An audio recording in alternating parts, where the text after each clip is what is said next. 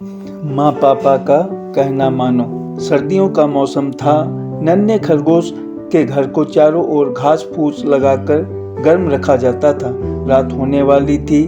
नन्हे खरगोश के मम्मी पापा ने उससे कहा, आज जाओ नन्हे, सो जाओ, रात होने वाली है और बाहर ठंड भी बहुत है, लेकिन मुझे नींद नहीं आ रही, मुझे बाहर जाकर खेलना है। नन्हे ने कहा, बेटा कल सुबह खेल लेना, रात में बाहर जाओगे तो बीमार हो जाओगे। मम्मी ने उसे समझाया।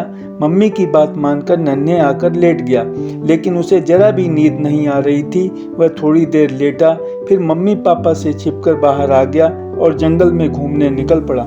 वह चलता जा रहा था। इस तरह कभी भी वह जंगल की ओर नहीं आया था, लेकिन वह रास्ता ध्यान से देख रहा था। मिट्टी में उसके पाँव के छोटे छोटे निशान बनते जा रहे थे। इनकी मदद से मैं घर वापस पहुंच जाऊंगा, उसने सोचा। वह काफी दूर आ गया, तभी जोर से आंधी चलने लगी। वापस जाने का रास्ता उसके पाँवों के वो निशान ही बता सकते थे, लेकिन तेज आंधी ने इतनी धूल उड़ाई थी कि निशान मिट गए। वह घबराकर इधर उधर भागने लगा। उसे समझ नहीं आ रहा था कि क्या करे। नन्हे बहुत डर गया था। दौड़ते दौड़ते उसने यह भी नहीं देखा कि आगे तालाब है, और फिर छपाक से तालाब में गिर गया। वह मदद के लिए चिल्लाने लगा। एक हिरण और उसका बच्चा वहां से जा रहे थे। उन्होंने नन्हे खरगोश को मुश्किल में देखा तो रुक गए। उन्होंने किसी तरह खरगोश को बाहर निकाला।